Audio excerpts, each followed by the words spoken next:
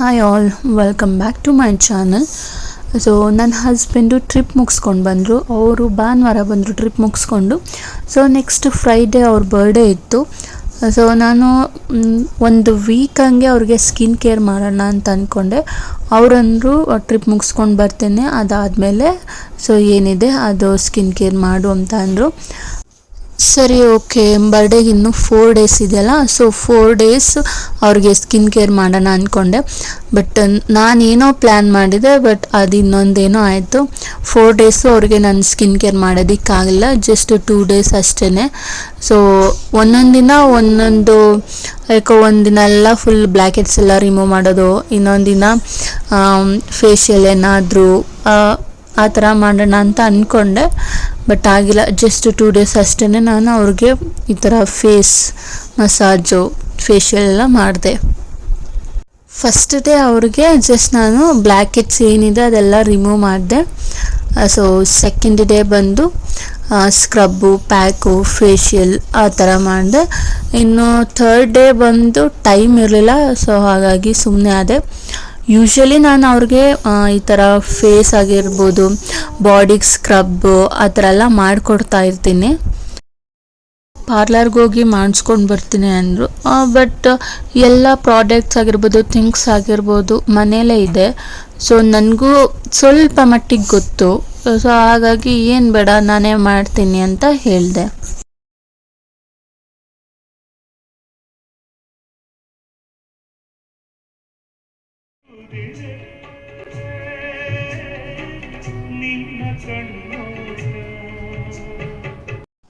ಅಲೆಕ್ಸಾಗೆ song play ಮಾಡೋದಕ್ಕೆ ಹೇಳಿ, so ನಾನು ಈ ರೀತಿ ಅವ್ರಿಗೆ ಫೇಶಿಯಲ್ ಮಾಡ್ತಾಯಿದ್ದೀನಿ. ಸಾಂಗ್ ಕೇಳ್ಕೊಂಡು ಈ ರೀತಿ ಫೇಶಿಯಲು ಮಾಡೋದ್ರಿಂದ ಅವ್ರಿಗೇನೋ ಪಾರ್ಲರ್ ಫೀಲ್ ಬರುತ್ತೆ ಅಂತ ಹೇಳ್ಬಿಟ್ಟು ಸಾಂಗ್ ಪ್ಲೇ ಮಾಡ್ಕೊಂಡಿದ್ರು. ಸೊ ಇದು ಬಂದು ಫಸ್ಟ್ ಡೇ. ಬ್ಲ್ಯಾಕೆಟ್ಸ್ ಎಲ್ಲ ರಿಮೂವ್ ಮಾಡಿ ಒಂದು ಪೀಲ್ ಆಫ್ ಮಾಸ್ಕ್ ಯೂಸ್ ಮಾಡಿ ಲಾಸ್ಟಿಗೆ ರೋಸ್ ವಾಟರ್ ಯೂಸ್ ಮಾಡ್ತೀನಿ. ಇದು ಬಂದು ನೆಕ್ಸ್ಟ್ ಡೇ, ಅಂದರೆ ವೆಡ್ನೆಸ್ಡೇ ವ್ಲಾಗು. ಸೊ ಈ ವೆಡ್ನೆಸ್ಡೇ ವ್ಲಾಗಲ್ಲೂ ಸಹ ನಾನೊಂದು ಸ್ಕಿನ್ ಕೇರ್ ಮಾಡ್ತಾಯಿದ್ದೀನಿ ಅವ್ರಿಗೆ. ಸೊ ಏನೋ ಕಾಮಿಡಿ ಮಾಡ್ಕೊಂಡು ನಗ್ತಾ ಇದ್ವಿ. ಸೊ ಅಷ್ಟೇ. ಫಸ್ಟು ಸ್ಪಾಂಜಲ್ಲಿ ಫೇಸ್ ಎಲ್ಲ ಕ್ಲೀನ್ ಮಾಡಿಕೊಂಡು, ಸೊ ಅವ್ರ ಹತ್ರ ಪ್ರಾಡಕ್ಟ್ ಇತ್ತು, ಒಂದು charcoal face wash, charcoal face mask, scrub, peel off mask ಎಲ್ಲ ಅವ್ರ ಹತ್ರ ಇತ್ತು. ಸೊ ಹಾಗಾಗಿ ಅದನ್ನೇ ಯೂಸ್ ಮಾಡಿ ನಾನು ಅವ್ರಿಗೆ ಫೇಶಿಯಲ್ ಮಾಡ್ತಾಯಿದ್ದೀನಿ. ಬೇರೆ ಯಾವುದೇ ಥರ ಅಂದರೆ ಮನೆಯಲ್ಲಿ ಇರೋ ಐಟಮ್ಸ್ ಯೂಸ್ ಮಾಡಿಕೊಂಡು ಯಾವುದೇ ಥರ ನಾನು ಅವ್ರಿಗೆ ಸ್ಕ್ರಬ್ಬು, ಫೇಸ್ ಮಾಸ್ಕ್ ಯಾವುದು ಯೂಸ್ ಮಾಡ್ತಿಲ್ಲ. ಆಲ್ರೆಡಿ ಅವ್ರ ಹತ್ರ ಏನಿದೆ ಕ್ರೀಮ್ಗಳು ಅದರಲ್ಲೇ ನಾನು ಅವ್ರಿಗೆ ಫೇಶಿಯಲ್ ಮಾಡ್ತಾಯಿದ್ದೀನಿ.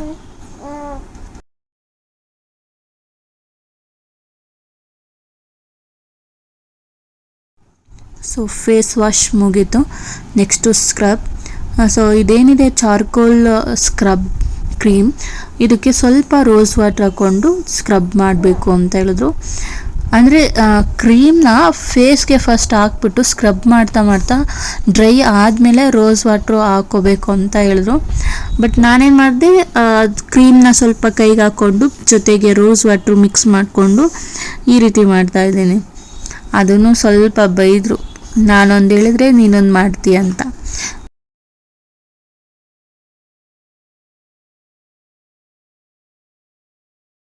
ಸ್ಕ್ರಬ್ ಕೂಡ ಮುಗೀತು. Next face pack.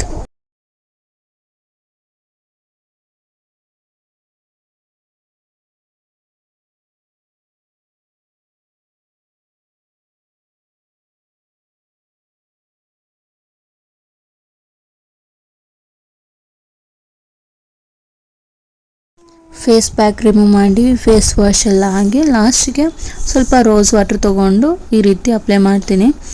So body lotion ಏನಿದೆ ಲೋಷನ್ ಕೂಡ ಯೂಸ್ ಮಾಡ್ಬೋದು. ನಾನು ರೋಸ್ ವಾಟರ್ ಯೂಸ್ ಮಾಡಿದ್ದೀನಿ. ಇದು ಥರ್ಸ್ಡೇ ಈವ್ನಿಂಗ್ ವ್ಲಾಗ್.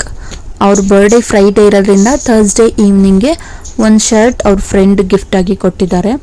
ಜೊತೆಗೆ ಪಾಪುಗೂ ಕೂಡ ಇದನ್ನು ಕೈಯಲ್ಲೇ ಮಾಡಿರೋದಂತೆ.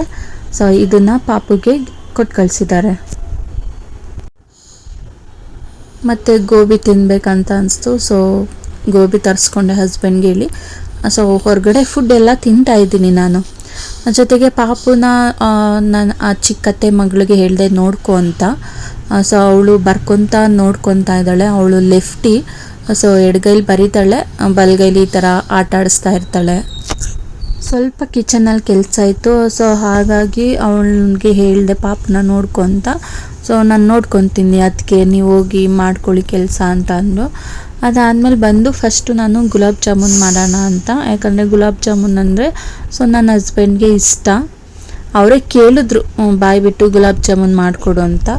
ಸೊ ಹಾಗಾಗಿ ರೆಡಿ ಮಾಡ್ತಾಯಿದ್ದೀನಿ. ನೈಟೇ ರೆಡಿ ಮಾಡಿಬಿಡ್ತೀನಿ. ಯಾಕಂದರೆ ಅದು ಫುಲ್ ಓವರ್ ನೈಟ್ ಆ ಪಾಕ ನಾವೇನು ಮಾಡ್ತೀವಿ ಅದಕ್ಕೆ ಗುಲಾಬ್ ಜಾಮೂನ್ ಹಾಕಿದಾಗ ಅದು ನೆಕ್ಸ್ಟ್ ಡೇಗೆ ಚೆನ್ನಾಗಿರುತ್ತೆ ತಿನ್ನೋದಕ್ಕೆ. ಅದಕ್ಕೋಸ್ಕರ ನೈಟೇ ರೆಡಿ ಮಾಡಿ ಇಟ್ಕೊತೀನಿ ನಾನು. ನನ್ನ ಹಸ್ಬೆಂಡ್ಗೆ ಫಸ್ಟು ನಾನು ಸ್ವೀಟಲ್ಲಿ ಮಾಡಿಕೊಟ್ಟಿದ್ದು ಅಂದರೆ ಗುಲಾಬ್ ಜಾಮೂನು. ಆವಾಗಿಂದನೂ ಅವ್ರಿಗೆ ಇಷ್ಟ. ಜೊತೆಗೆ ಜೋಳ ಬೇಯಿಸಿ ಅದಕ್ಕೆ ಉಪ್ಪು ಖಾರ ಹಾಕ್ಕೊಟ್ರು, ಚೆನ್ನಾಗಿತ್ತು ತಿನ್ನೋದಕ್ಕೆ. ಮತ್ತು ನೈಟಿಗೆ ಮಾವಂಗೆ ಒಂದು ಪ್ಲೇನ್ ಮುದ್ದೆ ಮಾಡಿಕೊಟ್ಟೆ. ಯೂಶ್ವಲಿ ನಮ್ಮತ್ತೆ ಮುದ್ದೆ ಜೊತೆಗೆ ರೈಸ್ ಹಾಕಿ ಮಾಡ್ತಾರೆ. ನನಗೆ ಆ ರೀತಿ ಮುದ್ದೆ ಮಾಡೋದಕ್ಕೆ ಬರೋದಿಲ್ಲ. ಸೊ ಪ್ಲೇನ್ ಮುದ್ದೆ ಮಾಡಿಕೊಟ್ಟೆ. ಸೊ ನಾವು ಪ್ಲೇನ್ ಮುದ್ದೆ ಮಾಡಬೇಕಾದ್ರೆ ಸ್ವಲ್ಪ ಎಣ್ಣೆ ಹಾಕಿ ಮಾಡಿದ್ರೆ ಸಾಫ್ಟ್ ಬರುತ್ತೆ. ಸೊ ಈ ಟಿಪ್ನ ನನಗೆ ನಮ್ಮ ಅಕ್ಕ ಹೇಳ್ಕೊಟ್ಟಿದ್ದು. ಆವಾಗಿಂದ ಮುದ್ದೆ ಮಾಡಬೇಕಾದ್ರೆ ಸ್ವಲ್ಪ ಎಣ್ಣೆ ಹಾಕಿ ಮಾಡಿಕೊಡ್ತೀನಿ, ಸಾಫ್ಟಾಗಿರುತ್ತೆ. ಇನ್ನು ಮಾವ ಡೈಲಿ ಊಟದ ಜೊತೆಗೆ ನೈಟ್ ಟೈಮು ತರಕಾರಿ ಫ್ರೂಟ್ಸ್ ತಿಂತಾರೆ. ತರಕಾರಿ ಅಂದರೆ ಕ್ಯಾರೆಟು, ಬೀಟ್ರೂಟು, ಸೌತೆಕಾಯಿ, ನವಿಲುಕೋಸು ಆ ಥರ ತಿಂತಾರೆ. ಇನ್ನು ಫ್ರೂಟ್ಸ್ ಏನಿದೆ ಅದನ್ನು ಕೊಟ್ಟಿದ್ದೀನಿ. ಸೊ ಎಲ್ಲ ಥರ ಫ್ರೂಟ್ಸ್ ಇರುತ್ತೆ. ಇವತ್ತು ಇಷ್ಟ ಇದ್ದಿದ್ದು ಇಷ್ಟನ್ನೇ ಕೊಟ್ಟಿದ್ದೀನಿ. ನೈಟು ಸ್ವಲ್ಪ ಹಸ್ಬೆಂಡ್ ಕೂಡ ನನಗೆ ಹೆಲ್ಪ್ ಮಾಡಿದ್ರು ಅಡುಗೆಗೆ. Welcome back. ಇದು ಫ್ರೈಡೇ ವ್ಲಾಗ್ ಕಂಟಿನ್ಯೂ ಮಾಡ್ತಾ ಇದ್ದೀನಿ. ಸೊ ಡೈಲಿ ನಾನು ಏನು ಜೀರಿಗೆ ನೀರು ಕುಡಿತೀನಿ ಅದಕ್ಕೆ ಸ್ವಲ್ಪ ಡಿಫ್ರೆಂಟ್ ಆಗಿರಲಿ ಅಂತ ಕರಿಬೇವು ಹಾಕ್ಕೊಂಡು ಕುದಿಸ್ಕೊಂಡು ಸೊ ಹನಿ ಆ್ಯಡ್ ಮಾಡ್ಕೊತಾ ಇದ್ದೀನಿ. ನೆಕ್ಸ್ಟು ಎರಡು ಬಾಕ್ಸ್ ಬೇಕು ಜಾಮೂನು ಅಂತ ಹೇಳಿದ್ರು. ಬಾಕ್ಸು ಕೂಡ ರೆಡಿ ಆಯಿತು. ಮತ್ತು ಟಿಫನ್ ನಾನು ಓಟ್ಸ್ ಮಾಡಿದೆ ಎಲ್ರಿಗೂ, ಹಸ್ಬೆಂಡ್ಗೆ, ನನಗೆ ಮತ್ತು ಚಿಕ್ಕತ್ತೆ ಮಗಳಿಗೂ ಕೂಡ. ಸೊ ಓಟ್ಸ್ನೇ ಕೊಟ್ಟು ಅವಳಿಗೂ ಸ್ಕೂಲಿಗೆ ಕಳಿಸ್ದೆ. ಇನ್ನು ಬಾಕ್ಸ್ಗೆ ಅಂದರೆ ಅಡುಗೆನೇ ಮಾಡಿದರು ಹಸ್ಬೆಂಡೇ, ಅನ್ನ ಸಾಂಬಾರು ಮಾಡಿದರು. ಬಾಕ್ಸ್ಗೆ ಅದನ್ನೇ ತೊಗೊಂಡೋದ್ರು. ಮಾವನು ಕೂಡ ಅನ್ನ ಸಾಂಬಾರೇ ತೊಗೊಂಡೋದ್ರು ಬಾಕ್ಸ್ಗೆ. ಸೊ ಎಲ್ಲರೂ ಕೆಲ್ಸಕ್ಕೆ ಹೊರಟರು. ಇನ್ನು ನಾನು ಸ್ವಲ್ಪ ರೆಸ್ಟ್ ಮಾಡಿ ಮಧ್ಯಾಹ್ನದಿಂದ ಸ್ಟಾರ್ಟ್ ಮಾಡ್ತಾಯಿದ್ದೀನಿ ಮತ್ತೆ. ಸೊ ಸ್ವಲ್ಪ ಡ್ಯಾಂಡ್ರಫ್ ಎಲ್ಲ ಜಾಸ್ತಿ ಇತ್ತು. ಮತ್ತು ಈಗ ಡೆಲಿವರಿ ಆದಮೇಲೆ ಸ್ವಲ್ಪ ಹೇರ್ ಕೇರ್ ಮಾಡಲೇಬೇಕು ಸ್ವಲ್ಪ. ಯಾಕಂದರೆ ತುಂಬ ಹೇರ್ ಫಾಲ್ ಆಗ್ತಾ ಇರುತ್ತಲ್ವ, ಅದಕ್ಕೋಸ್ಕರನೇ ನಾನು ಒಂದು ದೊಡ್ಡ ಸೈಜ್ ಈರುಳ್ಳಿ, ಸ್ವಲ್ಪ ಕರಿಬೇವು, ಅದನ್ನು ಸ್ವಲ್ಪ ರುಬ್ಬಿಟ್ಟು ಅದು ಏನಿದೆ ನೀರು ತೊಗೊಂಡು ಅದಕ್ಕೆ ಸ್ವಲ್ಪ ಒಂದು ಅರ್ಧ ನಿಂಬೆಹಣ್ಣು ಹಾಕ್ಕೊಂಡು ಸೊ ತಲೆಗೆ ಹಾಕ್ಕೊಂಡು ಒಂದು 1/2 ಅವರ್ ಇಲ್ಲ 1 ಅವರ್ ಬಿಟ್ಟು ಹೇರ್ ವಾಶ್ ಮಾಡ್ಕೊತೀನಿ. ಇನ್ನು ಹಸ್ಬೆಂಡ್ಗೆ ಕೇಕ್ ಕಟ್ ಮಾಡಿಸ್ಬೇಕಾಗಿತ್ತು. ಇನ್ನು ನಾನೇ ಹೋಗಿ ಕೇಕ್ ತರೋ ಪರಿಸ್ಥಿತಿ ಇರಲಿಲ್ಲ. ಸೊ ಮೈದಾ ಇದ್ದಿದ್ರೆ ಮೈದಾ ತಂದುಕೊಡ್ತಾ ಇದ್ದ. ಮೈದನ ಫ್ರೆಂಡ್ಗೆ ಹೇಳಿದೆ, ಅವನೇ ಪಾಪ ಕೇಕ್ ತಂದುಕೊಟ್ಟ. ಸೊ ನೆಕ್ಸ್ಟು ಸ್ವಲ್ಪ ಡೆಕೋರೇಷನ್ ಮಾಡೋಣ ಅಂತ ಹೇಳಿಬಿಟ್ಟು ಸೊ ಲಾಸ್ಟ್ ಇಯರು ಡೆಕೋರೇಷನ್ ಎಲ್ಲ ಮಾಡಿದೆ. ಅದನ್ನು ಹಾಗೆ ಎತ್ತಿಟ್ಟಿದ್ದೆ ಮೇಲೆ. ಸೊ ಅದನ್ನು ತೆಗಿಯೋಕ್ಕೋಗಿ ಇನ್ನೊಂದೇನೋ ಸಿಕ್ತು. ಸೊ ಇದು ಉಲ್ಲನ್ ಅತ್ತೆ ಕೇಳ್ತಾಯಿದ್ರು ಬೇಕು ಅಂತ. ಸೊ ಡೆಕೋರೇಷನ್ ಐಟಮ್ ಹುಡ್ಕೋಕ್ಕೋಗಿ ಇದು ಕೂಡ ಸಿಕ್ತು. ಅವರು ಊರಿಂದ ಬಂದಮೇಲೆ ಕೊಡಬೇಕು. ಹೌದು, ಹೇಳೋದು ಮರೆತೆ. ಸೊ ಇನ್ನು ಅತ್ತೆ ಮೈದಾ ಎಲ್ಲರೂ ಊರಿಗೆ ಹೋಗಿದ್ದಾರೆ. ಮಾವ ಬಂದು ಸ್ಯಾಟರ್ಡೇ ಇವತ್ತು ಹೋಗ್ತಾರೆ. ಯಾಕಂದರೆ ಊರಲ್ಲಿ ಮನೆ ದೇವ್ರ ಹಬ್ಬ ಅಂತ ಇರುತ್ತೆ. ಸೊ ಅದಕ್ಕೆ ಎಲ್ಲರೂ ಹೋಗಿದ್ದಾರೆ.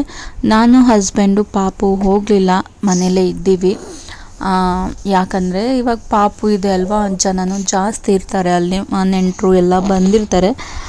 ಸೊ ಅಲ್ಲಿ ಹಿಂಸೆ ಆಗುತ್ತೆ ಸ್ವಲ್ಪ. ಪಾಪು ನೈಟ್ ಟೈಮ್ ಏನಾದರೂ ಅಳ್ತಾ ಇದ್ದರೆ ಬೇರೆಯವ್ರಿಗೂ ಡಿಸ್ಟರ್ಬ್ ಆಗುತ್ತೆ. ಸೊ ನೆಕ್ಸ್ಟ್ ಇಯರ್ ಹೆಂಗಿದ್ರು ದೊಡ್ಡವಳಾಗಿರ್ತಾಳೆ ಸ್ವಲ್ಪ. ಸೊ ಅವಾಗ ಹೋದ್ರಾಯ್ತು ಅಂತ ಅಂದ್ಕೊಂಡು ಸೊ ಸುಮ್ಮನೆ ಆದ್ವಿ, ಹೋಗಲಿಲ್ಲ ಈ ಸಲ ಹಬ್ಬಕ್ಕೆ. ಅಜ್ಜಿನೂ ಕೂಡ ಫೋನ್ ಮಾಡಿ ಅಟ್ಲೀಸ್ಟ್ ಸಂಜೆ ಹಾಗೆ ಬಂದು ಊಟ ಮಾಡ್ಕೊಂಡು ಹೋಗಿ ಅಂತ ಅಂದರು. ಬಟ್ ಇವ್ರಿಗೂ ರಜಾ ಇರಲಿಲ್ಲ. ಮತ್ತೆ ಸಂಜೆ ಹೋಗಿ ಮತ್ತೆ ಬೆಳಗ್ಗೆ ಹಂಗೆ ಬರಬೇಕಾಗತ್ತೆ. ಸೊ ರಿಸ್ಕ್ ಆಗುತ್ತೆ ಪಾಪುನ ಇಟ್ಕೊಂಡು. ಮೊನ್ನೆ ಟ್ರಿಪ್ಗೆ ಹೋದಾಗ ಇವರು ಕೂಡ ರಜಾ ಎಲ್ಲ ತೊಗೊಂಡ್ಬಿಟ್ಟಿದ್ದಾರೆ. ಮತ್ತು ರಜಾ ಇಲ್ಲ ಅಂತ ಅಂದರು. ಸರಿ ನೆಕ್ಸ್ಟ್ ವರ್ಷ ಹೋದ್ರಾಯ್ತು, ಪಾಪುನ ದೊಡ್ಡವಳಾಗಿರ್ತಾಳೆ ಅಂದ್ಕೊಂಡು ಸುಮ್ಮನೆ ಆದ್ವಿ ನಾವು. ಈ ಡೆಕೋರೇಷನ್ ಮಾಡೋ ಅವಶ್ಯಕತೆ ಇರಲಿಲ್ಲ ಅಂತ ಅನಿಸ್ತು ಒಂದ್ಸಲ ಯೋಚನೆ ಮಾಡಿದಾಗ. ಆಮೇಲೆ ಯಾಕೋ ಮನ್ಸು ತಡಿಲಿಲ್ಲ. ಸೊ ಸಿಂಪಲ್ಲಾಗಿ ಡೆಕೋರೇಷನ್ ಮಾಡೋಣ ಅಂದ್ಕೊಂಡೆ. ಸೊ ಫಸ್ಟ್ ಟೈಮ್ ನಾನು ಚೆನ್ನಾಗಿ ಮಾಡಿದೆ ಅಂದ್ಕೊತೀನಿ. ಇದೇ ಥರ ಕರ್ಟನ್ ಎಲ್ಲ ಹಾಕಿ ಅವಾಗ ಲೈಟಿಂಗ್ಸ್ ಎಲ್ಲ ಬಿಟ್ಟು ಅವ್ರಿಗೆ ಕೇಕ್ ಎಲ್ಲ ಕಟ್ ಮಾಡಿಸಿದೆ. ಸೊ ಈ ಇಯರು ಮಾಡೋದು ಬೇಡ ಅಂತ ಅಂದ್ಕೊಂಡೆ.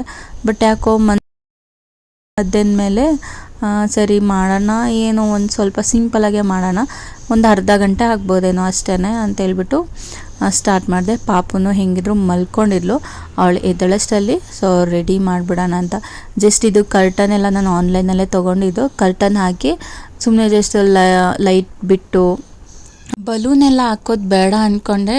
ಹೆಂಗಿದ್ರು ಇತ್ತಲ್ಲ ಬಲೂನು, ವೇಸ್ಟ್ ಆಗುತ್ತೆ ಅಂತೇಳ್ಬಿಟ್ಟು ಅದು ಯೂಸ್ ಮಾಡಿಕೊಂಡೆ. ಲಾಸ್ಟ್ ಇಯರು ಈ ರೀತಿ ಮನೆಯಲ್ಲೇ ಕೇಕ್ ಕಟ್ ಮಾಡಿ ಇಸ್ಕಾನ್ ಟೆಂಪಲ್ಗೆ ಹೋಗಿ ಬಂದಿದ್ವಿ. ಈ ಸಲ ಎಲ್ಲೂ ಹೊರಗಡೆ ಹೋಗೋಕ್ಕಾಗಲ್ಲ. ಜಸ್ಟ್ ಈ ಥರ ಸಿಂಪಲ್, ತುಂಬ ಅಂದರೆ ತುಂಬ ಸಿಂಪಲ್ ಆಯಿತು. ಬಟ್ ಇಟ್ಸ್ ಓಕೆ, ಇಷ್ಟಾದರೂ ಮಾಡಿದ್ದೀನಿ ಅಂತ ನನಗೆ ನಾನೇ ಸಮಾಧಾನ ಮಾಡ್ಕೋಬೇಕಷ್ಟೇ. ಸೊ ಒಂದು ಕೇಕ್ ಕಟ್ ಮಾಡಿಸಿ ಮನೇಲೇ ನಾನ್ ವೆಜ್ ಏನಾದರೂ ಮಾಡೋಣ ಅಂತ ಪ್ಲ್ಯಾನ್ ಮಾಡಿದೆ. ಅದು ಈ ಪ್ಲ್ಯಾನ್ ನಾನು ಮಧ್ಯಾಹ್ನ 3 ಗಂಟೆ ಮೇಲೆ ಅಂದ್ಕೊಂಡಿದ್ದು ಮಾಡಬೇಕು ಅಂತ. ಸೊ ಕೇಕ್ ಮೇಲೆ ಟಾರ್ಚರ್ ಅಂತ ಬರ್ಸಿದ್ದೀನಿ. ಸೊ ನನ್ನ ಫೋನಲ್ಲೆಲ್ಲ ಅವ್ರ ನಂಬರ್ ನಾನು ಅದೇ ಥರನೇ ಸೇವ್ ಮಾಡ್ಕೊಂಡಿದ್ದೀನಿ. ಅದಕ್ಕೆ ಅದನ್ನೇ ಕೇಕ್ ಮೇಲೆ ಬರೆಸ್ದೆ. ಮತ್ತೇನು ಅಂದರೆ ಅವ್ರು ಬರೋ ಟೈಮ್ಗೆ ಈ ಲೈಟ್ ಏನಿದೆ ಅದು ಆನ್ ಆಗ್ತಾನೆ ಇರಲಿಲ್ಲ. ಸರ್ಕಸ್ ಮಾಡಿದೆ, ಅವ್ರನ್ನ ಹೊರಗಡೆನೇ ನಿಲ್ಲಿಸಿದೆ. ಅವ್ರಿಗೆ ಆಲ್ರೆಡಿ ಡೌಟ್ ಬಂದುಬಿಡ್ತು, ಇಷ್ಟೊತ್ತವರೆಗೂ ಹೊರಗಡೆ ನಿಲ್ಲಿಸಿದ್ದಾಳೆ, ಏನೋ ಮಾಡ್ತಿದ್ದಾಳೆ ಒಳಗಡೆ, ಡೆಕೋರೇಷನ್ ಅಂದ್ರೂ ಮಾಡ್ತಿದ್ದಾಳೆ ಅಂತ ಅಂದ್ಕೊಂಡಿದ್ರಂತೆ ಮುಂಚೆನೇ. ಸೊ ಅವ್ರಿಗೆ ಗೊತ್ತಾಗಬಾರ್ದು ಅಂತ ಅಂದ್ಕೊಂಡೆ. ಮನೆಗೆ ಬಂದಮೇಲೆ ಸ್ವಲ್ಪ ಹೊತ್ತು ಹೊರಗಡೆ ನಿಲ್ಲಿಸಿದೆ ಅದರಿಂದ ಅವ್ರಿಗೆ ಗೊತ್ತಾಗ್ಬಿಡ್ತು. ಜೊತೆಗೆ 3-4 ಸಲ ಕಾಲ್ ಮಾಡಿದೆ, ಎಲ್ಲಿದ್ದೀಯಾ ಅಂದ್ಕೊಂಡು. ಅವ್ರು ಬರೋ ಟೈಮ್ಗೆ ಕೇಕ್ ತೊಗೊಬಂದು ಈ ಟೇಬಲ್ ಮೇಲೆ ಇಡೋಣ ಅಂತ ಫೋನ್ ಮಾಡ್ತಾಯಿದ್ದೆ. ಅದರಿಂದ ಸ್ವಲ್ಪ ಅವ್ರಿಗೆ ಡೌಟ್ ಬಂದಿತ್ತಂತೆ. ಇದರಿಂದ ಅವ್ರಿಗೆ ಖುಷಿನೇ ಆಯಿತು. ಅವ್ರು ಖುಷಿ ಆಗಲಿ ದುಃಖ ಆಗಲಿ ಅಷ್ಟಾಗಿ ಎಕ್ಸ್ಪ್ರೆಸ್ ಮಾಡಲ್ಲ. ಸೊ ಇನ್ನು ನೈಟ್ಗೆ ಬಿರಿಯಾನಿ ನೀವೇ ರೆಡಿ ಮಾಡಿ ಅಂತ ಹೇಳಿದೆ. ಬಿರಿಯಾನಿ ಜೊತೆಗೆ ಕಬಾಬೂ ಮಾಡಿದರು.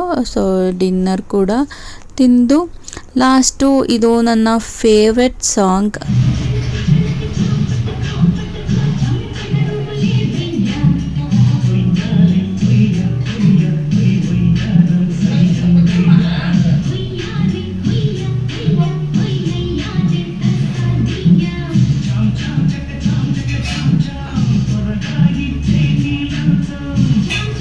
ಇಷ್ಟೇ ಇವತ್ತಿನ ವ್ಲಾಗ್. ಈ ವ್ಲಾಗ್ ಇಷ್ಟ ಆಗಿದ್ರೆ ಒಂದು ಲೈಕ್ ಮಾಡಿ, ಸಬ್ಸ್ಕ್ರೈಬ್ ಆಗಿ. Thank you.